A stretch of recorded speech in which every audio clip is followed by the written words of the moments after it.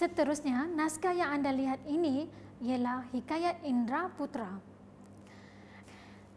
Hikayat Indra Putra ini disalin oleh Kapitan Salimuddin pada 19 Oktober 1866 di Kampung Kertel, Sri Lanka. Ia mengisahkan tentang pengembaraan Indra Putra untuk mendapatkan ubat bagi mengubati Puteri Magendra Sari Bulan yang dihidapi dengan pelbagai rintangan dan juga kesaktian. Seterusnya, koleksi yang anda akan temui dalam manuskrip Melayu ialah naskah sejarah. Tradisi menulis di kalangan masyarakat Melayu tradisional, terutamanya sekali di sekitar istana, telah dapat melahirkan sejumlah koleksi manuskrip Melayu yang bercorak sejarah dan patut dibanggakan. Rentetan peristiwa yang dicatat dalam karya-karya ini mempunyai nilai sejarah yang sangat tinggi.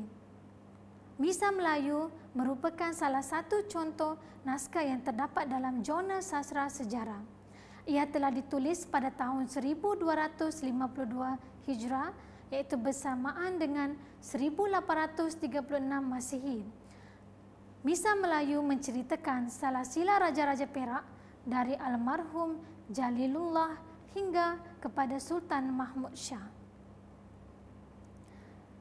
Selain itu, anda juga boleh menemui dalam koleksi sejarah iaitu Salasila Melayu dan Bugis.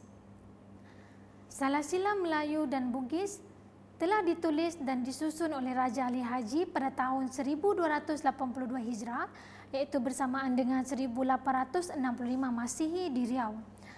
Salasila Melayu dan Bugis ini mengisahkan tentang asal-usul Raja-Raja Bugis di Mempawah dan pengembaraan Upo lima beradik di alam Melayu. Ia turut menceritakan tentang pergolakan politik di Kalimantan Barat, kedatangan Bugis ke Johor dan juga persengketaan Raja Kecil dengan Kerajaan Johor Riau. Salah satu koleksi yang anda akan temui dalam manuskrip Melayu ialah Perubatan. Manuskrip Perubatan tradisional Melayu yang dikenali dengan nama Kitab Tip mengandungi ilmu sains perubatan yang sangat tinggi dan juga sangat mengagumkan. Ianya amat popular di zaman lampau dan digunakan orang masyarakat Melayu sebagai panduan untuk mengubati pelbagai penyakit. Dalam koleksi ini juga akan dirakamkan tentang penemuan cara-cara mengubati penyakit dengan menggunakan bahan daripada alam flora dan fauna serta dicampur dengan rempah ratus yang diperolehi secara mujarab untuk mengubati sesuatu penyakit. Apa yang anda lihat ini merupakan contoh naskah dalam koleksi perubatan iaitu Kitab Tip. Dalam naskah ini anda akan temui cara rawatan untuk penyakit sembelit, senggugut dan juga meroyan. Contoh ubat senggugut yang telah diketengahkan oleh penulis dalam naskah ini iaitu ambil daun ati-ati yang hitam atau merah, segenggam, ramas dan ambil airnya. Campurkan sedikit garam, 3 buku dan minum pada waktu pagi selama 3 hari. Penyakit yang anda hidapi ini akan sembuh dalam masa 3 hari. Satu lagi koleksi Kitab Tip iaitu tentang bagaimana anda melihat atau cara rawatan untuk mereka yang menghadapi sakit angin, sakit bengkak di dalam perut, loya dan buang air berdarah. Adakah anda sebegitu? Contohnya, saya ambil ubat loya. Cara rawatannya ialah ambil jintan hitam, jintan putih, halia, kapur barus, garam mesio dicampur dengan air madu dan minum pada sebelah pagi. Koleksi seterusnya ialah koleksi ketatanegaraan. Ketatanegaraan ini merupakan aspek yang penting kepada golongan raja sebagai panduan kepada mereka bagaimana untuk mentadbir sesebuah negara. Kesusastraan Melayu tradisional kaya dengan hasil khazanah bercorak adab atau sastra nasihat tentang moral dan kelakuan manusia. Salah sebuah jurnal khusus tentang karya adab tersebut dikenali umum dalam Kesusastraan Melayu sebagai karya ketatanegaraan.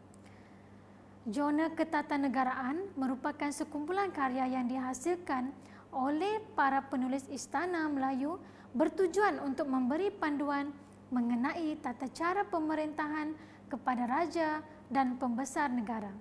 Antara contoh koleksi dalam ketatanegaraan ialah Adab Raja-Raja dan juga Tajus Salatin. Adab Raja-Raja iaitu contoh pertama yang anda lihat merupakan manuskrip yang memberi panduan kepada raja-raja dari segi ketatanegaraan. Manakala Tajus Salatin disalin pada tahun 1306 Hijrah iaitu bersamaan dengan 1888 Masihi. Manuskrip ini memberikan ajaran tentang moral, pendidikan, panduan dan sebagainya kepada raja-raja dalam melaksanakan pemerintahannya. Seterusnya, koleksi undang-undang.